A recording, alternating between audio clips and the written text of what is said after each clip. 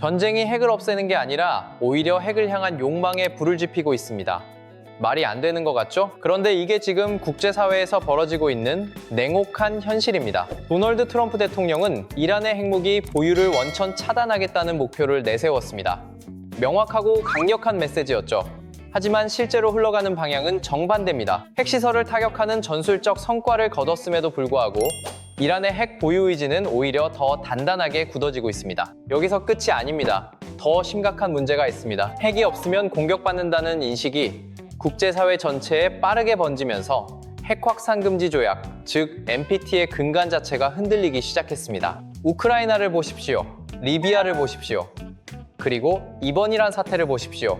핵을 포기하거나 처음부터 갖지 않은 나라들이 어떤 운명을 맞이했는지 이 세 사례가 너무도 적나라하게 보여주고 있습니다. 조약을 지키면 안전을 보장받는다는 기존의 국제 질서는 이제 설득력을 잃어가고 있습니다. 핵무장은 더 이상 강대국들만의 이야기가 아니라 생존을 위한 선택지로 각국의 머릿속에 자리 잡기 시작했습니다. 바로 이런 상황에서 트럼프 대통령이 주도하는 길에 제거 작전이 시작됐는데 시작부터 구조적 한계가 드러나고 있습니다. 작전은 개시됐습니다. 그런데 정작 핵심 전력인 소해함이 즉각 투입되지 못한 채 출발했습니다. 단순한 준비 부족이 아닙니다. 이건 미국이 얼마나 동맹에 의존할 수밖에 없는 구조인지를 고스란히 드러내는 장면입니다. 사실 기뢰 제거라는 작업 자체가 보통 일이 아닙니다. 소해함에서 음파 탐지기를 내려 기뢰를 하나하나 식별하고 무인 제거 장비로 처리해야 합니다. 느리고 위험하고 지루한 작업입니다. 그리고 이 과정에서 함정은 거의 멈춘 상태로 작업을 수행해야 합니다. 사실상 움직임이 제한된 채 공격에 그대로 노출되는 셈이죠. 그러니 단독으로 작전을 수행한다는 건 현실적으로 불가능합니다. 그래서 트럼프는 동맹을 끌어들여 부담을 나누려 했습니다. 참여 국가를 공개하겠다고 예고까지 했죠. 하지만 영국을 비롯해 핵심 우방국들이 줄줄이 거절 의사를 먼저 표명했습니다. 그런데 문제는 그 거절 대상에서 한국이 빠지기 어렵다는 점입니다. 한국은 세계권대 소해 전력을 보유한 몇 안 되는 나라 중 하나입니다. 450톤급과 730톤급 소해함을 포함해 총 12척의 전력을 운용하고 있습니다. 단순히 숫자만 많은 게 아닙니다. 실제 작전 경험과 기술 축적까지 고려하면 즉시 투입 가능한 전력으로 분류되는 나라입니다. 미국 입장에서 생각해보면 답은 명확합니다. 직접 위험을 감수하며 수개월에 걸쳐 홀로 해역을 정리하느니 이미 준비된 동맹 전력을 활용하는 게 훨씬 현실적인 선택이죠. 특히 기술적 능력과 운영 경험을 동시에 갖춘 한국은 요청 대상이 아니라 사실상 필수 파트너에 가깝습니다. 달리 말하면 한국은 선택지가 아니라 전제 조건으로 고려될 가능성이 높다는 뜻입니다. 하지만 한국의 입장은 결코 단순하지 않습니다. 소해함은 본질적으로 방어 능력이 제한된 함정입니다. 기뢰 제거 과정에서는 거의 정지 상태로 작업해야 합니다. 그 말은 곧 구축함 같은 호위 전력을 함께 투입해야 한다는 의미입니다. 결과적으로 단순한 지원이 아니라 군사 작전 참여로 성격이 완전히 바뀌게 됩니다. 여기에 해외 파병에 대한 국회 동의라는 정치적 절차까지 더해지면 부담은 기하급수적으로 커집니다. 외교적 부담도 만만치 않습니다. 참여하면 한국은 중동 분쟁의 당사자로 인식될 수 있습니다. 반대로 거부하면 동맹 내에서 역할 회피 압박이 강해질 가능성이 큽니다. 결국 어느 선택이든 비용이 따르는 구조입니다. 이것이 바로 지금 한국이 직면한 현실입니다. 특히 이란 내부에서는 지금 종교적 금기마저 무너지고 있습니다. 핵무기를 금기로 규정하던 기존의 신념이 체제 생존이라는 냉혹한 현실 앞에서 급속히 힘을 잃고 있는 겁니다. 이미 고농축 우라늄을 확보한 상황에서 이란의 핵무장은 이제 가능성의 문제가 아니라 시간의 문제로 받아들여지고 있습니다. 그리고 이 흐름은 중동에서 멈추지 않습니다. 사우디아라비아와 터키 등 주변국들이 연쇄적으로 핵무장에 나설 경우 핵 도미노 현상이 현실이 될 수 있습니다. 핵을 없애겠다며 시작한 군사행동이 오히려 국제 핵 질서를 무너뜨리는 결과를 낳고 있다는 점에서 이건 단순한 지역 분쟁이 아니라 구조적 위기입니다. 바로 이 지점에서 한국의 선택은 더 이상 이론적 논의에 머물 수 없게 됩니다. 라파엘 그로시 국제원자력기구 IAEA 사무총장의 이번 발언은 단순한 원론적 경고가 아닙니다. 한국의 핵 추진 잠수함, 즉 핵잠이 실제 정책 실행 단계에 초입에 들어섰음을 보여주는 신호입니다. 특히 킥오프라는 표현과 함께 정부, 군, 조선업계가 모두 참여하는 협의를 언급했다는 점이 중요합니다. 한국이 더 이상 개념 검토 수준이 아니라 구체적 설계와 국제협의의 문턱에 진입했다는 의미이기 때문입니다. 핵잠은 단순한 무기 체계가 아닙니다. 핵연료 관리, 비확산 체제, 동맹 구조, 해양 전략이 모두 얽힌 고차원적 전략 자산입니다. 그래서 IAEA가 요구하는 철통 같은 보장은 형식적 조건이 아니라 핵잠 도입 자체의 전제 조건입니다. 그로시 총장이 지적했듯이 핵잠은 장기간 잠항하며 핵연료가 외부 사찰 범위를 벗어나는 구조적 특성을 갖습니다. 이건 기존 핵비 확산 체제의 핵심 인상시 검증 가능성을 근본적으로 흔드는 요소입니다. 결국 한국은 핵잠을 보유하려면 기존과는 다른 맞춤형 검증 체계를 국제사회와 함께 새롭게 설계해야 하는 상황입니다. 그런데 이러한 상황은 역설적으로 한국의 핵잠 추진이 상당한 수준까지 진전되었음을 방증합니다. 실제로 최근 몇 년간 한국은 핵잠과 관련해 세 가지 중요한 진전을 이루었습니다. 첫 번째는 기술적 기반입니다.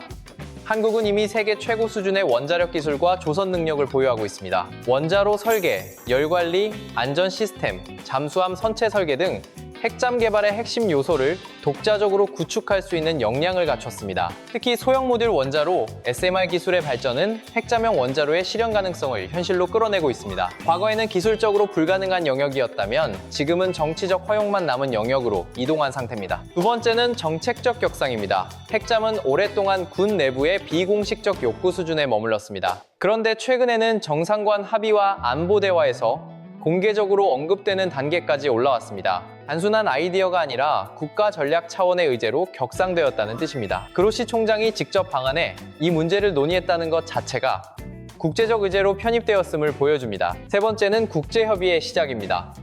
이번 발언에서 가장 중요한 부분은 공식 프로세스가 시작되면이라는 전제입니다. 아직 최종 합의는 아니지만 이미 사전 협의 단계가 시작되었다는 의미입니다. 즉, 한국과 IAEA 간에 실질적인 이해관계 물밑 논의가 진행되고 있다는 신호입니다. 이 지점에서 미국 변수, 특히 트럼프 체제를 단순한 정책 변화가 아니라 국제 질서의 성격 자체를 바꾼 계기로 봐야 합니다. 트럼프 행정부는 동맹과 규범에 기반한 기존 질서보다 힘과 거래 중심의 구조를 노골적으로 드러냈습니다. 그 결과 핵 확산 금지 조약이 전제해온 비핵 보유국의 안전 보장이라는 암묵적 계약은 사실상 약화됐습니다. 동맹은 보호의 대상이 아니라 비용을 지불해야 하는 거래 관계로 제정이 됐고, 각국은 스스로 생존을 책임져야 하는 자율방위 압박에 놓이게 됐습니다. 이러한 변화는 단순한 외교 기조의 전환이 아닙니다. 핵을 둘러싼 판단 기준 자체를 바꿔놓은 겁니다. 하지만 이 흐름은 압박으로만 작동하지 않습니다. 트럼프식 전략의 또 다른 추근 거래를 통한 보상입니다. 동맹이 더 많은 비용을 부담하고 더 큰 역할을 떠맡는 대신 그에 상응하는 군사적 자율성과 전략적 공간을 일부 열어주는 방식입니다. 실제로 한국의 첨단 전력 증강과 원자력 관련 논의에 대해 과거보다 유연한 태도가 감지되는 것도 이와 무관하지 않습니다. 핵잠 문제 역시 같은 맥락에서 봐야 합니다. 명시적 승인까지는 아니더라도 비확산 원칙을 훼손하지 않는 선에서라면 일정 수준의 조건부 용인과 전략적 묵인이 동시에 작동하고 있다고 해석할 여지가 있습니다. 결국 트럼프 체제는 한편으로는 질서를 흔들면서도 다른 한편으로는 그 틈 속에서 동맹국에게 새로운 선택지를 열어주는 이중적 구조를 만들어내고 있습니다. 트럼프가 핵잠을 명시적으로 승인했다고 보기는 어렵습니다. 하지만 몇 가지 중요한 신호는 분명히 존재합니다. 한미 간 원자력 협정의 유연성이 점차 확대됐습니다. 한국의 첨단 군사력 증강에 대해 과거보다 완화된 태도가 나타났습니다. 그리고 인도태평양 전략 차원에서 한국의 해양 역할 확대가 요구되었습니다. 이는 직접적 승인이라기보다 조건부 묵인에 가까운 형태입니다. 비확산 원칙을 훼손하지 않는 범위 내에서라면 일정 수준까지는 허용 가능하다는 신호인 것입니다. 이 모든 논의의 핵심은 결국 핵연료 문제로 수렴됩니다. 핵잠의 운명은 어떤 연료를 쓰느냐에 달려 있습니다. 고농축 우라늄을 사용할 경우 군사적 효율성은 높아지지만 핵무기 전용 가능성 논란이 즉각 불거집니다. 반면 저농축 우라늄을 사용할 경우 국제적 수용성은 높아지지만 기술적 난이도와 작전 효율이 떨어질 수 있습니다. 한국이 현실적으로 선택할 수 있는 경로는 프랑스식 저농축 모델에 가까운 방향입니다. 미국과 국제사회의 우려를 최소화하면서도 핵잠 보유를 가능하게 하는 절충안입니다. 여기서 핵 재처리 문제도 중요한 변수로 떠오릅니다. 한국은 사용 후 핵연료 문제 해결을 위해 파이로 프로세싱 등 재처리 기술을 연구해왔습니다. 그러나 이는 핵무기 개발과 직결될 수 있는 민감한 기술로 분류되어 강한 제약을 받아왔습니다. 핵잠 도입이 본격화될 경우 연료주기 관리 문제와 맞물려 재처리 논의가 다시 수면 위로 떠오를 가능성이 높습니다. 이는 단순한 기술 문제가 아니라 한미 간 전략적 신뢰의 문제입니다. 미국이 이를 어디까지 허용하느냐에 따라 한국의 선택지는 크게 달라질 수밖에 없습니다. 중국의 반응 역시 무시할 수 없는 변수입니다. 중국은 한반도의 군사적 균형 변화에 매우 민감하게 반응해 왔습니다. 특히 핵 관련 기술이 한국에 확대되는 것에 대해 강한 경계심을 가지고 있습니다. 한국의 핵잠 도입이 현실화될 경우 중국은 이를 잠재적 핵무장 경로로 해석할 가능성이 높습니다. 이는 사드 사태와 유사한 경제적, 외교적 압박으로 이어질 수 있습니다. 따라서 한국은 단순히 기술 확보를 넘어서 주변국을 설득할 수 있는 외교 전략을 병행해야 합니다. 북한의 핵 능력은 이미 수십 기 수준으로 확대되며 완성형 전력에 근접했습니다. 기존 재래식 전력만으로는 억제 자체가 점점 어려워지고 있습니다. 핵잠의 의미는 단순한 전력 증강이 아닙니다. 은밀성과 생존성을 기반으로 상대의 계산 자체를 바꾸는 억제력입니다. 기술적으로는 이미 가능한 단계에 도달했습니다. 그러나 국제규범, 동맹관계, 주변국 반응, 핵연료 관리 문제 등 복합적 요소가 얽혀 있습니다.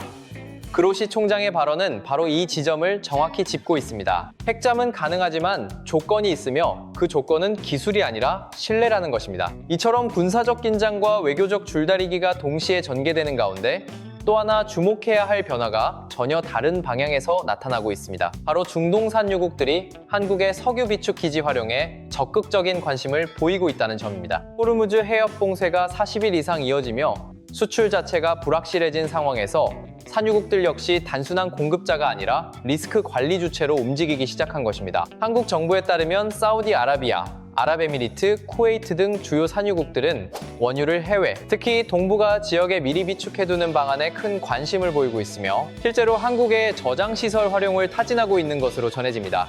이는 단순한 상업적 판단을 넘어선 전략적 선택입니다. 해협이 막힌 상태에서 원유를 생산만 해놓고 수출하지 못하는 상황은 산유국 입장에서도 치명적인 리스크이기 때문입니다. 따라서 안정적인 소비지이자 저장 인프라를 갖춘 국가에 원유를 미리 이동시켜두는 것은 공급망 충격을 분산시키는 현실적인 해법이 됩니다. 이 과정에서 한국이 주목받는 이유는 명확합니다. 이미 아부다비 국영석유회사와의 국제 공동비축 사업을 통해 검증된 저장 운영 능력을 갖추고 있으며 유유 저장 시설을 활용해 원유를 보관하고 필요시 우선 구매할 수 있는 구조까지 마련되어 있기 때문입니다. 실제로 이번 대체 원유 확보 과정에서도 이러한 공동비축 시스템이 협상 카드로 작용했다는 점은 한국이 단순한 소비국을 넘어 에너지 허브로 기능하고 있음을 보여주는 대목입니다. 지금의 상황은 하나의 역설을 드러냅니다. 호르무즈 해협을 둘러싼 군사적 충돌은 세계 경제를 위협하고 있지만 동시에 그 위기 속에서 새로운 전략적 중심이 부상하고 있다는 점입니다. 그리고 그 중심에 한국이 서 있습니다. 미국은 군사협력을 요구하고 이라는 협상 채널을 열어두며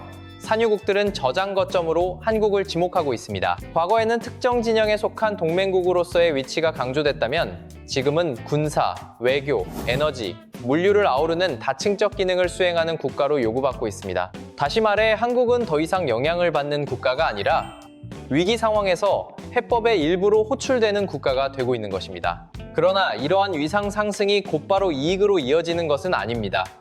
오히려 그만큼 더 많은 선택을 강요받고 더 큰 책임을 떠안게 될 가능성이 큽니다. 비례 제거 작전에 참여할 것인지, 이란과의 협상을 어디까지 확대할 것인지, 산유국의 비축 협력을 어떤 수준까지 수용할 것인지, 이 모든 결정이 서로 충돌할 수 있는 구조 속에 놓여 있기 때문입니다. 결국 지금의 호르무즈 사태는 단순한 지역 분쟁이 아니라 세계 질서가 어떻게 재편되고 있는지를 보여주는 축소판입니다. 그리고 그 속에서 한국은 더 이상 주변부에 머물 수 없는 위치에 서 있습니다. 전쟁 당사자들뿐만 아니라 그 여파를 받는 주변 국가들까지 모두 한국을 향해 손을 내미는 상황은 분명 이전과는 다른 장면입니다. 군사적 능력에서는 소의 전력으로, 외교에서는 협상 채널로, 에너지 분야에서는 비축 거점으로 각각 호출되는 현실은 이제 한국은 선택할 수 있는 국가가 아니라 선택을 요구받는 국가가 되었음을 보여줍니다. 오늘 영상이 도움이 되셨다면 좋아요와 구독으로 응원해주시고 여러분의 생각이나 의견은 댓글로 편하게 남겨주세요. 여러분 한 분 한 분의 참여가 저희에게 큰 힘이 됩니다. 끝까지 함께 해주셔서 진심으로 감사드립니다. 모든 분들 항상 건강하시고 행복한 하루 되십시오.